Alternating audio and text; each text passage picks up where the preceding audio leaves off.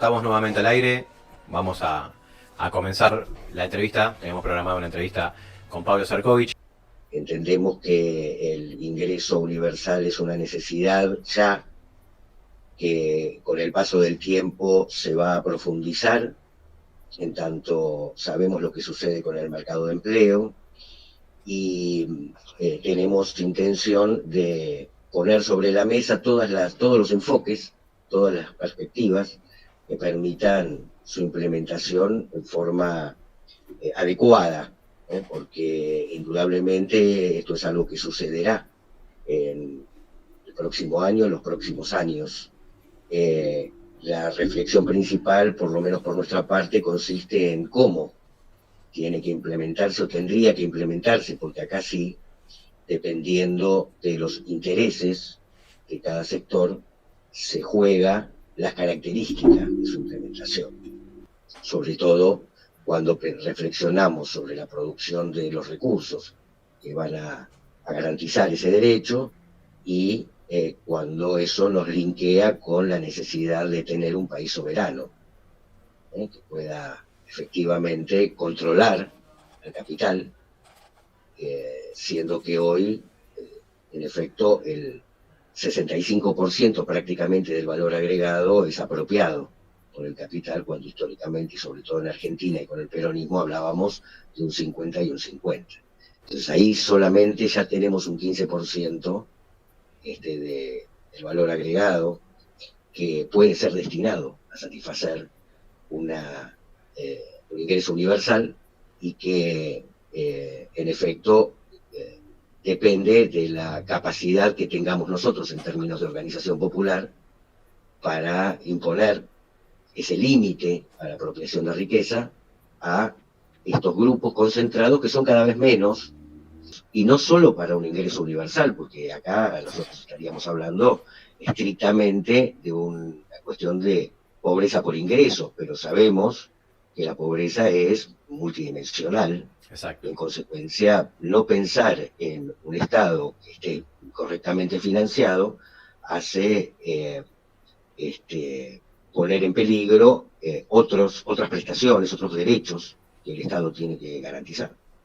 Hay que destacar que nosotros en el mes de diciembre del año pasado hicimos un primer encuentro en la Biblioteca Nacional, al que invitamos a todos quienes estaban ya sensibilizados con esta problemática. Yo recuerdo que es una propuesta que llevamos, una propuesta electoral que llevamos en el 19, todos nos miraban y nos preguntaban de qué estábamos hablando, pre-pandemia, y lo cierto es que ya se vislumbraba, yo diría, desde la aparición de la inteligencia artificial, desde la masividad de los procesos de automatización, que iba a ser necesaria una medida de estas características. Sobre todo, hay que pensar que en Argentina nosotros tenemos una tradición de inclusión social. No es necesario destacar que tanto la UH como las moratorias previsionales en realidad tienden a la universalización de esos derechos en segmentos de la población que no abarcaban en términos de su incorporación a la población económicamente activa, a la que sin embargo tenemos que empezar a prestarle especial atención, producto de estos avances tecnológicos, del impacto de estas nuevas tecnologías sobre los procesos productivos. Hoy es fundamental reflexionar sobre esto, porque va a suceder, no cabe duda que ya sea articulado y conquistado como derecho por la ciudadanía o impuesto en términos del Fondo Monetario Internacional, como ayudas focalizadas y estigmatizadas. Esto va a suceder de cualquier manera, porque si no, socialmente todo esto es insostenible. Pero lo cierto es que nosotros tenemos la expectativa de que se realice en los términos en los que podamos consensuar entre los distintos espacios, que son muchísimos, cada vez más, que integramos esta mesa multisectorial, que continúa la tradición de articulación y de organización desde abajo, de base. Podría decirte que los derechos se conquistan. ¿Mm? No existe un solo derecho que no haya sido conquistado. Sí. La conquista de un derecho requiere organización, requiere participación, y en este sentido, entonces, decimos que hay algunos ejes, algunos vectores que nos convocan. En el caso que nosotros protagonizamos de tarifas, había un vector común, más allá de la pertenencia de todos nosotros a distintos espacios, en función de un objetivo que era frenar el tarifazo. Claro. Hoy todos identificamos esto, digamos, el ingreso universal como un vector que nos convoca, porque el sistema expulsa sistemáticamente del tablero a amplísimos sectores de la población. Hacía falta solamente escucharlo a Furlan hablando de la reconversión de la industria automotriz, la incorporación de la robótica y el peligro de 80.000 puestos de trabajo en la UOM. Claro. O sea, estamos hablando, hay que Sí, preguntarse sobre bancarios, sobre palazos, hay que preguntarse sobre sectores enteros de Los nuestra smart población contract, sí. que van a ser expulsados. Sí, Ya sí. lo están siendo. Sí, Nosotros sí. acá tenemos, como bien plantea Juan Grabois, un problema social, más allá de un debate ideológico, tenemos un problema social específico, concreto hoy, y tenemos que darle respuesta. Vamos a hacer una traspolación que en principio parecería que no tendría mucho sentido, pero tiene sentido, y es cómo lograr una escaloneta política. ¿A qué me refiero? En estos últimos tiempos, que no podemos dejar de mencionar, el título del mundo, lo que está pasando en el país, vemos un sentimiento de unificación nacional, vemos el bien común en escena. Y entonces cuando yo te preguntaba cuál es la articulación, cuál es la relación que tiene la multisectorial como movimiento transversal a la ciudadanía con la propuesta de que el ingreso ciudadano sea un derecho, se refería a eso, cómo lograr que no quede en un nicho de organizaciones del Frente Nacional y Popular y conquiste a toda la ciudadanía, que sea realmente transversal. Esta es una reflexión muy interesante precisamente hoy, cuando todo el país está con la camiseta argentina puesta festejando una causa nacional.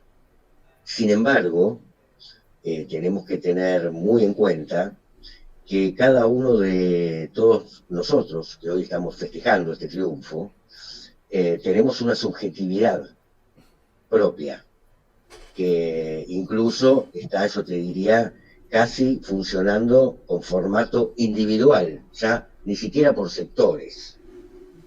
Y ahí es donde entendemos nosotros que tenemos que trabajar especialmente, porque como es sabido, todos quieren percibir un ingreso. Lo que realmente sucede es que, digamos, este proceso va de la mano de otro, que es el que hoy impone la agenda, que es que estamos por delante en un año electoral donde han pasado muchas cosas, como antecedente de este nuevo año electoral, muchas que hablan de que no solo el problema es un problema de razonabilidad, sino de construcción de poder político. Porque cuando nosotros hablamos de una cantidad de empleados de estos grupos concentrados que se reparten entre los medios de comunicación hegemónicos, en la justicia, en los servicios de inteligencia, o sea, estamos hablando de una mafia que es la que preserva el interés no de quienes pueden compartir esta iniciativa, sino de quienes construyen sentido desde la orilla opuesta, estigmatizando a todos quienes puedan percibir este ingreso. Nuestro desafío contra esto es construir sentido en términos de explicar, repasar con traducción política todo esto que estamos debatiendo nosotros para que el público en general lo comprenda, lo incorpore. Yo creo que la pandemia en ese sentido hizo mucho, porque quien no era esencial se quedaba en su casa. Claro. La realidad es que esenciales cada vez vamos a ser menos, porque si avanzan estos procesos de automatización, ahora, desde ese enfoque todo el mundo lo comprende. Me parece que nosotros tenemos que encontrar la manera de darle traducción política a esto. Entendemos que en la medida en que esto se reclame para los sectores que realmente lo necesitan hoy, va a seguir siendo estigmatizado y va a seguir encontrando recepción para esa estigmatización en los sectores que no se sienten incluidos dentro de estos dos emisores. Pero que en la medida en que nosotros logremos conquistarlo urgentemente para todos aquellos que hoy se dedican a la economía social, a la economía popular, a la economía de cuidados, para todo ese universo que forma parte de nuestra población económicamente activa. Y forma parte de nuestra población económicamente activa, estás diciendo. No son vagos, forman parte de nuestra población económicamente activa. Digo, por el tema del prejuicio que hay instalado.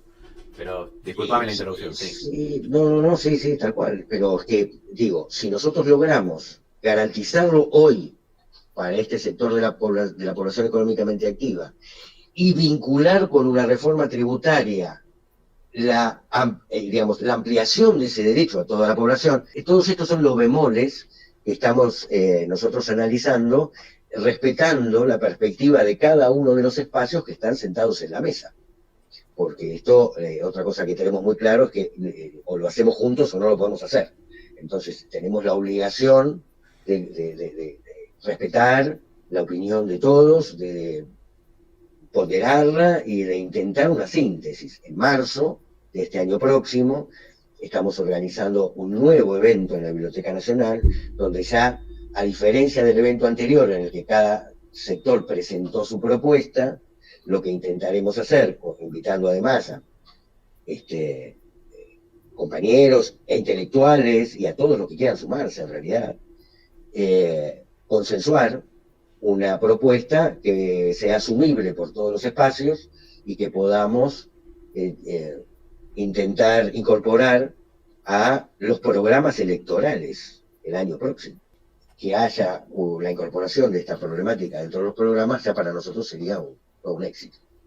Quería que me comentes qué instrumentos vos considerás más oportunos para poder incorporar a esa ciudadanía que no tiene una experiencia militante, que estamos hablando de esta transversalidad.